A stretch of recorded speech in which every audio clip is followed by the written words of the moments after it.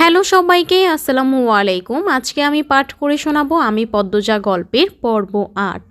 আলো ফোটার পূর্বে নিদ্রা ত্যাগ করে 4 মা মেয়ে একসাথে নামাজ পড়ল। এরপর বারান্দায় শীতল পাটি বিছিয়ে 3 বোন পড়তে বসলো।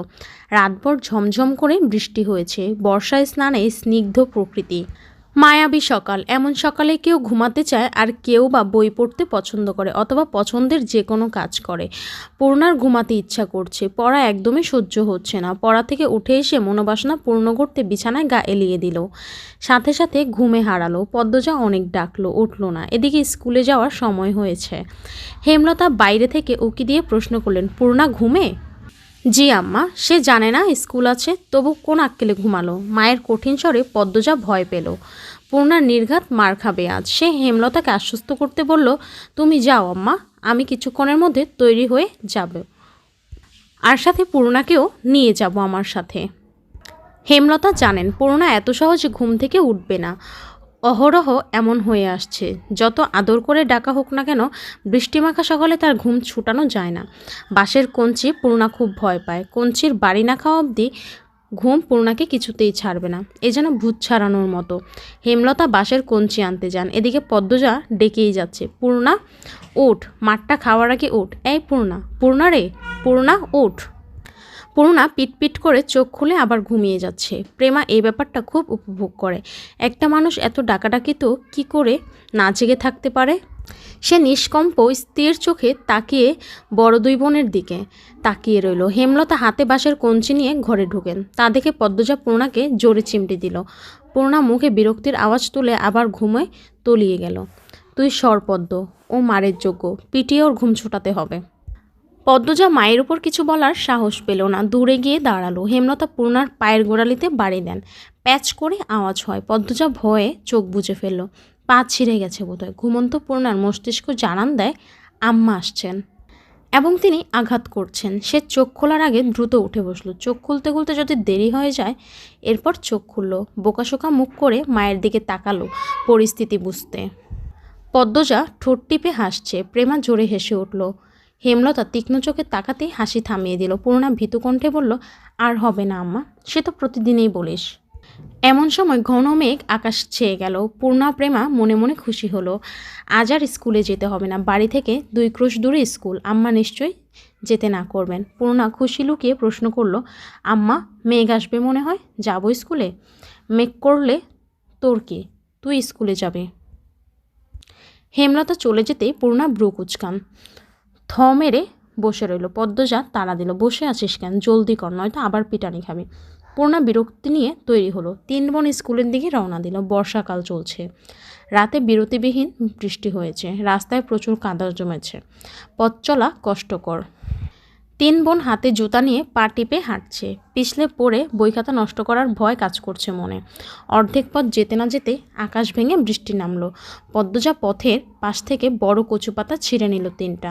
3 বোন কচু পাতায় মাথা আড়াল করলো, কিন্তু দেহ ও বই খাতা আড়াল করা গেল না।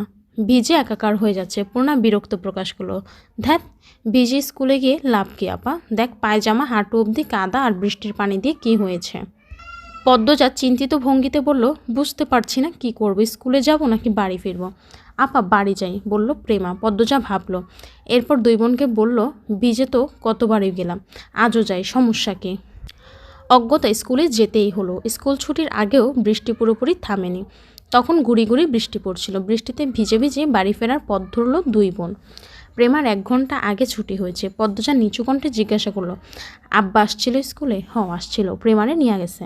তোর সাথেও তো দেখা করলো। পদ্মজার গলাটা করুণ শোনালো। পূর্ণার মন খারাপ হয়। আব্বা কেন তার এত ভালো আপাকে ভালোবাসে না। পূর্ণা পড়ে যাবে, সাবধানে হাঁট। পদ্মজা সাবধান বাণী দিতে দিতে পূর্ণা ধপাস করে কাদামাটিতে পড়ল। পদ্মজা আটকে উঠল। পূর্ণার পা নিমিষে ব্যথায় টনটন করে ওঠে। পদ্মজা পূর্ণাকে তোলার চেষ্টা করে। পদ্মজাকে আঁকড়ে ধরেও উঠতে পারছে না পূর্ণা। কাঁদো কাঁদো হয়ে পদ্মজাকে বলল, আপা, আপা, পা ভেঙে গেল মনে হয়। কি ব্যথা করছে? মচকেছে বোধ হয়। ঠিক হয়ে যাবে, ওঠার চেষ্টা কর, আমার গলা ধরে চেষ্টা কর। গ্রামের পথ, গুড়ি গুড়ি বৃষ্টি। পথে কেউ নেই। গৃহস্থরা ভাত ঘুম দিয়েছে। সামনে বিলে জল থই থই করছে। তার পাশে ক্ষেত।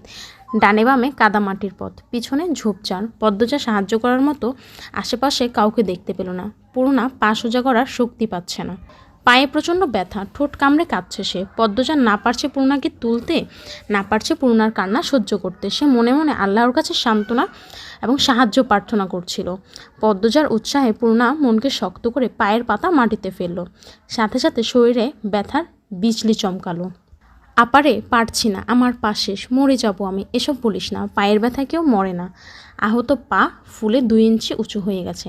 তা দেখে আতঙ্কে পদ্মজার চোখ মুখ নীল হয়ে গেল। তার কান্না পাচ্ছে খুব। পদ্মজা পূর্ণার পায়ে আলতো করে চাপ দিতে পূর্ণা চেঁচিয়ে উঠল, একটু সাবধানে হাঁটলে কি হতো। ইস, এখন কি কষ্টটা হচ্ছে। আপা, পা ব্যথা খেয়ে নিচ্ছে। পদ্মজা খুব কাছে পায়ের শব্দ পেল। চকিতে চোখ তুলে ক্ষেতের দিকে তাকালো। মুহূর্তে ঠোঁটে হাসি ফুটলো। সে পূর্ণাকে বলল, পূর্ণা রে, আম্মা আসছে। হেমলতাকে দেখে পূর্ণা কলিজায় পানি পেল। মনে হলো মাকে দেখে ব্যথা অনেকটা কমে গেছে। হেমলতা ছুটে আসেন, পূর্ণার মাথায় হাত বুলিয়ে বলেন, কিছু হয়নি, এসব সামান্য ব্যাপার। এরপর পদ্মজাকে বললেন, তুই বইগুলো নে। হেমলতা এদিকে সেলাই করা কাপড় দিতে এসেছিলেন।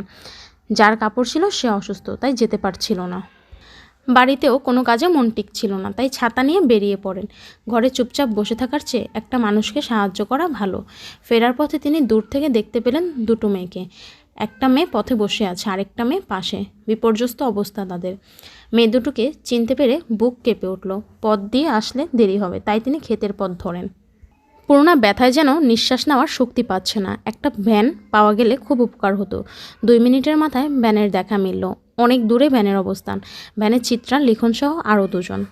তারা মাতবর বাড়িতে গিয়েছিল। যখন কাছাকাছি ভ্যানের অবস্থান, তখন চিত্রা, পদ্মজা আর তার মা বোনকে দেখল। উদ্বিগ্ন হয়ে ভ্যান থামাতে বলল। লিখনের নজরে ব্যাপারটা আসতে সে তাড়াহুড়া করে ভ্যান থেকে নামলো। চিত্রা আগে আগে এগিয়ে আসে, চোখে মুখে আতঙ্ক নিয়ে বলল, পূর্ণার কি হয়েছে? পদ্মজা বলল, কাদায় পড়ে পা মচকেছে। হেমলতা, চিত্রা, পদ্মজা এবং পূর্ণাকে তুলে দিয়ে লিখনসহ বাকি 2 জন সহকর্মী ভ্যান ছেড়ে দিল। তারা হেঁটে ফিরবে। পা ব্যথা অনেকটা কম লাগছে। 2টো বালিশের উপর পা রাখা। ব্রেস নেই বিধায় ব্রেসের মতো কাপড় দিয়ে বেঁধে দিয়েছেন হেমলতা। যা ব্যথা পেয়েছে, কদিন বোধহয় স্বাভাবিকভাবে হাঁটতে পারবে না।